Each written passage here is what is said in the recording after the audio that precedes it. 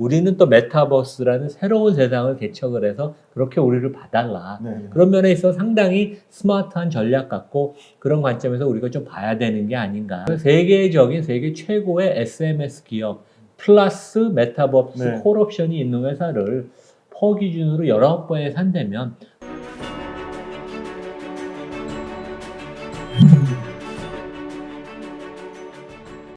네, 이나무의 좋은 주식 연구소의 이나무입니다. 네, 훈훈입니다. 네, 교수님, 사람들이 왜 빅테크 하는지 궁금합니다. 이번 주가 이제 미국의 빅테크 하면 보통 이제 5개 기업이거든요. 애플, 아마존, 알파벳, 마이크로소프트, 페이스북. 그래서 뭐 5개 회사가 다 실적을 발표했죠. 특히 오늘 아침에는 애플하고 아마존이 발표를 했는데 우리가 그 빅테크가 어떤 의미를 갖는지 먼저 한번 숫자를 통해서 한번 살펴보죠. 그래서 이 5개 회사의 시가총액을 더하면 9조 2천억 달러입니다. 그래서 이제 미국 증시 S&P 500 시가총액의 정확히 25%. 근데 이제 우리는 삼성전자의 의존 쪽인 그 너무 비중이 삼성전자 한국 증시에서 크기 때문에 이것에 길들여져 있지만 미국은 증시 역사상 이 몇 개 기업에 이렇게 증시가 그 의존적인 집중화가 높았던 적이 처음이에요. 그래서 미국에서 이제 논란이 그래서 많고 그다음에 규제 이슈, 공정거래 이슈 뭐 이제 그런 얘기도 나오고 국제적인 관점에서 보면 아마존 그 회사 하나가 독일의 증시를 나타내는 닥스보다 시가총액이 크고 5개 중에 이제 4개 회사 애플, 아마존, 알파벳, 페이스북 4개를 더하면 일본 증시를 대표하는 토픽스 2200개 종목인데 그것을 다 합친 것보다도 4개 종목의 시가총액이 큽니다. 그래서 뭐 어마어마한 것이고 그런 의미에서는 상당히 우리 투자가들이 유심히 계속 봐야 될 것 같고 특히 서학개미 입장에서는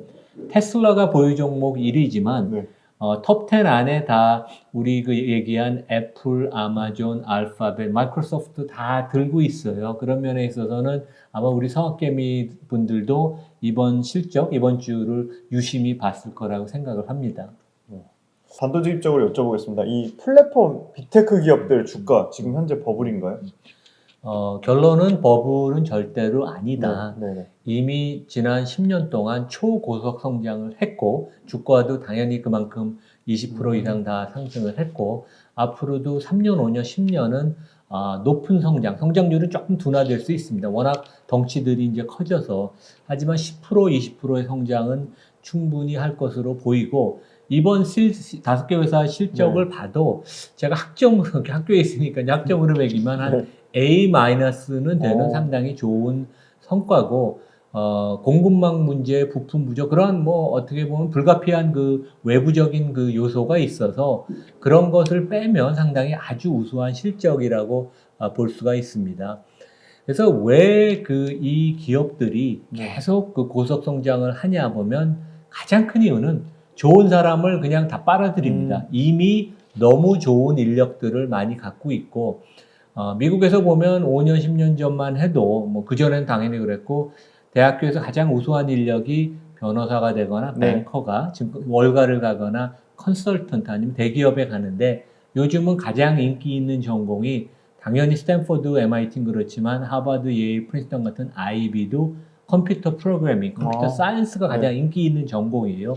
그 다음에 다른 그 계량 과목들. 그래서 그 빅테크 기업들이 이러한 우수한 인력을 다 빨아들입니다. 그래서 계속 성장의 발판이 돼서 AI건 머신러닝이건 계속 발전을 할 것 같고 그 다음에 기업들이 돈을 너무 많이 법니다.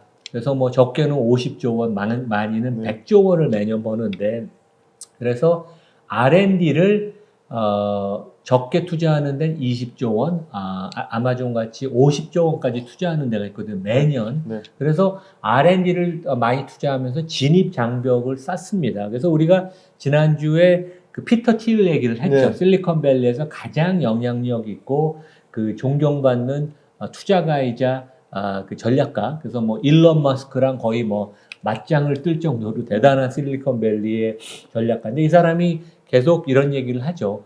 위대한 기업은 경쟁하지 않는다. 경쟁이라는 건 자본주의의 잘못된 사고다. 구글 같이 우리가 뛰어난 기업은 독점을 한다는 걸 명심을 해라. 이런 사고가 실리콘밸리의 창업자 경영자들의 팽배합니다. 그래서 이러한 생각을 계속 갖고 그 빅테크 기업들은 경영을 할 것이고, 그 다음에 브랜드, 이렇게 좋은 인력을 갖고 높은 R&D를 해서 진입장벽을 쌓으면서 결국 소비자들을 다 빨아들이는 역할을 하고 고객 충성도가 되게 높습니다. 그래서 얼마 전에 우리가 인터 브랜드의 그 전 세계 100대 브랜드 기업의 그 순서를 봤잖아요. 근데 톱 5, 애플, 아마존, 구글, 마이크로소프트, 페이스북, 유튜브, 페이스북의 그 인스타그램까지 포함을 하면 여기도 또 톱 5가 다 빅테크 기업이에요. 네. 그래서 이러한 그 독주 현상은 당분간은 계속될 것으로 저는 보이고 결국 그 부분이 경영성과 주가로 나타날 것입니다. 그럼 이제 개별 기업에 대해서 좀 여쭤보겠습니다. 그럴까요? 예. 네. 가장 먼저 이 페이스북에 대해서 좀 3분기 실적 관련돼서 코멘트를 해주신다면? 그러니까 3분기 실적에 대한 우려도 많았고, 그 다음에 이제 주가도 최근에 한 15% 빠졌습니다. 그래서 여러 가지 이슈들이 있었는데, 어느 정도 실적이 조금 저조할 거는 예상을 했어요. 왜냐하면 애플이 그 자기네 아이폰의 앱 추적 투명성 그 기능을 하는 그런 그걸 추가를 해서 실제 애플 아이폰, 저도 이제 아이폰을 여기 쓰는데 사용자가 나의 데이터를 광고주들이 사용하는 것을 원천적으로 봉쇄하는 그런 선택권을 줬거든요. 근데 이제 결국 페이스북이 그날 저커버그나 셰럴 샌드버그 CEO가 얘기한 거는 우리가 엄청난 AI 기술을 가져서 상당히 이러한 AI 기술을 통해서 이러한 애플의 방해를 우리가 극복할 수 있다. 고객의 데이터를 결국 더 많이 컬렉트할 수 있다. 상당히 대단한 겁니다. 되게 프라이버시 문제는 또 당연히 있겠지만, 그래서 실적이 생각보다 좀 저조했는데 우리가 부인할 수 없는 것은 여기 우리 보다시피 좋으나 안 좋으나 페이스북의 평균 영업이익률이 40% 정도 됩니다. 삼성전자가 지난 3분기에 그렇게 좋다고 그래서도 영업이익률이 21%였는데 2배 되는 거죠. 왜냐하면 원재료가 없어요. 저나 우리 훈훈 프로가 아침에 일어나서 친구 사진을 보거나 서로 토크를 하거나 뭐 광고나 뭐 여러 가지 보면 그게 다 페이스북 입장에서 우리가 우리 정보를 주는 게 무료로 원재료를 이 회사에 공급하는 거거든요. 그래서 원재료 비용이 없기 때문에 영업이익률이 워낙 높고 그러니까 비즈니스 모델이 그렇게 좋다는 얘기입니다. 그리고 이 회사의 장점은 전 세계 인구의 30% 이상이 매일 이 회사 플랫폼을 들어갑니다. 페이스북, 인스타그램, 왓츠앱, 메신저. 그래서 28억 명이 일별 활성 사용자다. 대단합니다. 물론 이 중에 페이스북이 인정을 했어요. 한 11% 정도는 한 사람이 여러 개의 구자를 갖고 있어서 더블 카운팅이 되는 것도 있지만 부인할 수 없는 거는 20몇 억 명이 매일 들어가고 월별로 따지면 37, 8억 명 정도 된다 그럽니다. 대단한 거죠. 그래서 이렇게 좋은 비즈니스 모델, 많은 활성 고객을 갖고선 엄청난 돈을 벌어서 올해 같은 경우에는 23조 원을 설비 투자를 해도 남는 돈이 잉여 현금 흐름이 30조 원이 넘습니다. 어마어마한 돈이 있고 그래서 이번에 3분기 실적을 발표할 때도 60조 원을 자사주 매입 소각에 사용하겠다. 그러니까 이것은 경영진이 우리 회사 주가가 좀 저평가됐다는 것을 자신 있게 보내는 시그널이거든요. 그리고 이제 주주 환원 정책이기도 하고 그런 면에서 상당히 이 회사 진짜 장점이 많은. 근데 이제 뭐 최근에 10대들이 가입자가 왜냐면 뭐 저 주위에도 저희 애들 어렸을 때나 주위에 보면 페이스북 잘 안 쓰죠. 인스타그램 좀 쓰고. 근데 뭐 다 아는 사실입니다. 그리고 이제 최근에 틱톡이 상당히 막강한 경쟁자로 부상한 거는 당연히 맞는 얘기고, 그 다음에 혐오 관련돼서 적극적으로 이런 것을 포스팅을 좀 지워야 되는데 정치적으로 중립이라고 회사는 주장하지만 오히려 정치적인 판단을 해서 유명한 정치인이나 셀러브리티가 포스팅한 거 그냥 그대로 내버려 두는 게 아닌가. 그래서 내부 문건이 나오면서 비난이 많았는데 저는 어떻게 보면 노이즈라고 생각해요. 그러니까 이럴 때 우리가 한방 물러나서 이 회사의 진짜 근본적인 경쟁력, 30억 명 가까운 유저가 매일 들어오고 영업이익률이 40%가 나고 네. 그다음에 투자를 다 하고도 30조 이상의 그 캐시플로우가 생긴다는 건 엄청나게 강점인 거죠. 이런 점을 한번 놓고 보면 이 회사가 지금은 주가는 제가 개인적으로 조금 저평가됐다고 생각을 합니다. 근데 최근에 이 월가의 시선 자체는 조금 차가운 것 같습니다. 뭐 증권사의 뭐 크레딧 스위스라든지 골드만삭스 목표가를 뭐 대거 내리고 사실 메타버스 관련돼서 이게 눈에 보이지 않는 또 비가시적인 사업이다 보니까 증권사에서 되게 부정적인 전망들이 나오고 있는 것 같아요. 그런가요? 뭐 골드만삭스도 그렇고 크레딧 스위스도 그렇고. 근데 보면 연내 메타버스 관련돼서 최소 100억 달러 이상 투자를 하겠다고 했는데 그러면 실제 비용은 계속 나가는 거니까 굉장히 우량한 잉여 현금 흐름을 보유하고 있지만 그런 어떤 재무적인 측면에서 부정적인 부분이 있는 거 아닌가 싶고, 근데 또 반면에는 또 메타버스를 페이스북 자체에서 분리해서 실적으로 공개하겠다 이렇게 얘기한 걸 보면 또 메타버스에 대한 상당히 강한 자신감을 표명한 것 같기도 하고, 이런 그 월가의 차가운 시선에 대해서는 교수님 어떤 생각을 갖고 계세요? 그 애널리스트가 저도 뭐 애널리스트 옛날에 20, 30년 전에 했고 애널리스트를 몇십 명 데리고 일을 했지만 애널리스트의 한계가 있습니다. 네. 그러니까 테슬라가 그렇게 주가가 올라갈 때도 따라가면서 맞습니다. 계속 네. 뒤늦게 바이로 네. 바꾸고 네, 네. 이것도 약간 후행하는 것 같아요. 그런 애널리스트들은 눈에 보이는 숫자가 아니면 자기가 분석할 때 보통 3년 추정치를 하거든요. 네. 그래서 눈에 보이는 게 아니면 중립 내지 부정적인 의견을 내서 너무 거기에 의미를 둘 건 없고 어제 이제 목요일 날 그 저커버그가 뭐 1시간 넘게 네. 메타버스가 우리 회사의 앞으로 나갈 길이다. 그 다음에 인터넷 다음 세상은 메타버스의 세상이다. 그래서 강한 주장을 했고 회사 이름도 심지어 네, 메타라고. 네, 네. 그래서 이제 아마 직원들이 다 명함을 새로 파야 될 겁니다. 네. 그렇죠? 네. 옛날에 삼성도 로고 바꿔서 그 명함 다시 파느라고 돈이 많이 들었대는데.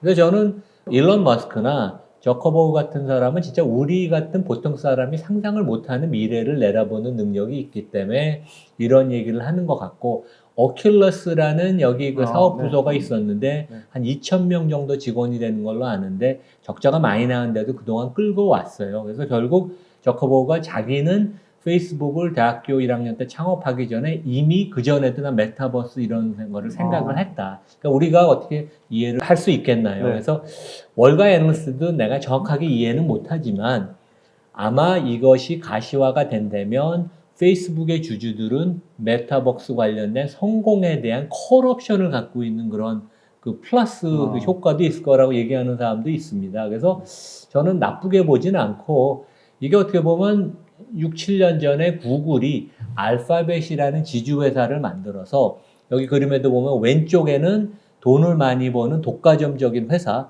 구글 검색, 클라우드는 아직 뭐 3위 업체지만 구글 맵, 안드로이드, 유튜브 엄청나게 돈을 많이 버는 구글의 메인 비즈니스. 그다음에 오른쪽은 10년, 20년, 30년 후를 내다보고 하는 헬스케어, 인공지능 부분인 딥마인드, 이세돌하고 바둑둬서 이긴데, 그다음에 자율주행하는 그 웨이모, 이런 식으로 페이스북도 기존의 페이스북, 인스타그램, 왓츠앱 메신저는 왼쪽에 사업 부서를 두고 다음 분기부터는 새로운 사업 부서를 페이스북 리얼리티 랩, 그래서 랩이라고 하더라고요, 약자로. 그래서 랩을 따로 숫자를 발표를 한다. 그래서 여기는 메타버스의 세상, 그러니까 우리 뭐 저랑 우리 훈훈 프로가 떨어져 있어도 같이 영화를 보고 같이 토론을 할 수 있고 아바타를 통해서 이제 그러는 거 아니에요. 그래서 증강현실, 가상현실 관련된 하드웨어, 소프트웨어 컨텐츠 매출을 하고, 그 다음에 내년에 100억 달러를 여기에 투자를 한다고 그랬습니다. 그래서 그만큼 이익이 줄어든다 그런 얘기를 했는데,